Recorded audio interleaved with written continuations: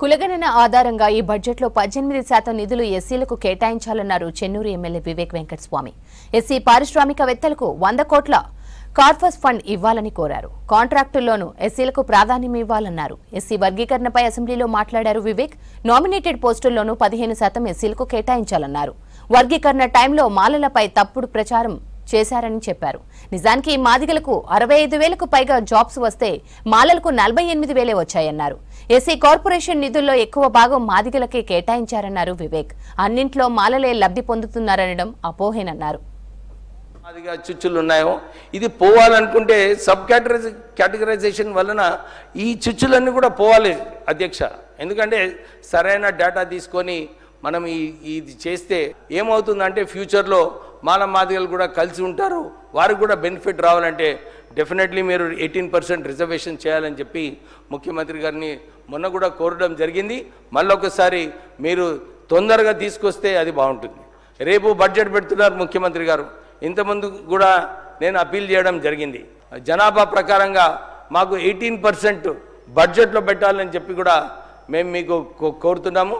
దీని ద్వారా ఈ బడ్జెట్ ద్వారానే ప్రత్యేకంగా ఒక లిడ్ క్యాప్ కార్పొరేషన్ దానికి ఒక స్థాపించి దానికి నిధులు, దాంతోపాటు మాలా కార్పొరేషన్కి నిధులు, నేతకాని కార్పొరేషన్ మీరు మొన్న మాట ఇచ్చారు, మీరు ఈ బడ్జెట్లో అనౌన్స్ చేస్తే చాలా బాగుంటుందని చెప్పి మీకు కోరడం జరుగుతుంది. దాంతోపాటు మా రిక్వెస్ట్ ఏంటంటే మీరు బడ్జెట్ 18% పెట్టినప్పుడు దీంట్లో ప్రత్యేకంగా ఒక 100 కోట్ల రూపాయలు ఒక కార్పస్ ఫండ్ పెట్టి ఈ ఎస్సీ ఎంటర్ప్రెనర్స్కి ఏదైతే వారికి బ్యాంక్స్లో వెళ్ళినప్పుడు మాకు లోన్ కావాలనుకుంటే లేదు, మీకు కొలాటరల్ లేదని చెప్పి చాలాసార్లు బ్యాంక్స్ లోన్స్ రిజెక్ట్ చేస్తున్నారు.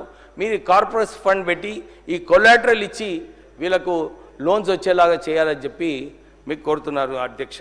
అంతేకాక ఎనీ కాంట్రాక్ట్ గవర్నమెంట్లో 10 కోట్ల వరకు ఉన్న కాంట్రాక్ట్స్లో దాంట్లో సుమారు 18 నుంచి 20% వరకు ఎస్సీ ఎంటర్ప్రెనర్స్కి కాంట్రాక్టర్స్కి ఈ కాంట్రాక్ట్స్ ఇవ్వాలని చెప్పి మీకు కోరుతున్నారు అధ్యక్ష. ఇంకో విషయము ప్రత్యేకంగా నామినేటెడ్ పోస్ట్లో కూడా దాంట్లో కూడా మీరు 15% నామినేటెడ్ పోస్ట్ ఇస్తే బాగుంటుంది. పొలిటికలీ మీరు ఏదైతే ఇంతకుముందు మన మీటింగ్లో చెప్పారో ఈ సబ్ కేటగరైజేషన్ ఏదైతే ఉందో నిజంగా మళ్ళీ ఒకసారి ఈ పాలిటిక్స్లో కేంద్రంలో కూడా చేసే అవసరం ఉంది అధ్యక్ష. కేంద్రంలో కూడా అక్కడ 14 లక్షల పబ్లిక్ సెక్టర్ జాబ్స్ ఉన్నాయి. కేంద్రంలో కూడా అన్ని చోట్ల కూడా ఈ సుప్రీంకోర్టు డిసిషన్ వారు అక్కడ పార్లమెంట్లో పాస్ చేస్తే అన్ని రాష్ట్రాల్లో కూడా వర్తిస్తుంది అధ్యక్ష.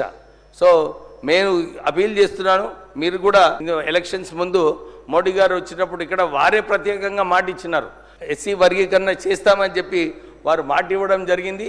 వారు చెప్పే ప్రకారంగానే జడ్జిమెంట్ కూడా అట్లనే వచ్చింది. సో మేము కూడా ఇంతకుముందు నేను లాస్ట్ టైం కూడా చెప్పినాను, మాకు అనిపించింది చంద్రచూడ్ గారు ఏదైతే జడ్జిమెంట్ ఇచ్చారో కోరేగాంలో ఏదైతే దళితులు పేష్వాల్స్ మీద అటాక్ చేయడం జరిగిందో ఒక కక్షగా ఈ జడ్జిమెంట్ కూడా, ఎందుకంటే జడ్జిమెంట్లో నేను చదివినప్పుడు 500 పేజీలో కేవలము ఎట్లా రిజర్వేషన్స్ ఇస్తే ఇన్ఎఫిషియన్సీ ఉంటుందని చెప్పి ఆ జడ్జిమెంట్లో ఉంది అధ్యక్ష. ఎక్కడ కూడా అంబేద్కర్ గారు ఈ కుల వివక్ష గురించి ఎంత ఎస్సీస్ నష్టపోయినారో అని చెప్పి ఎక్కడ కూడా జడ్జిమెంట్లో లేదు. అయితే మేము ఇదే కోరుతున్నాము, ఈ జడ్జిమెంట్ ఏదైతే ఉందో సుప్రీంకోర్టు జడ్జిమెంట్ ఇచ్చినారో ముఖ్యమంత్రి గారు అన్నారు మేము ఎంపిరికల్ డేటా సరిగా తీసుకొని చేసినామని చెప్పి వారు చెప్తున్నారు. కానీ ఫిగర్స్ కూడా కొద్దిగా ఉన్నాయి, మళ్ళీ ఒకసారి చూసుకోవాలి.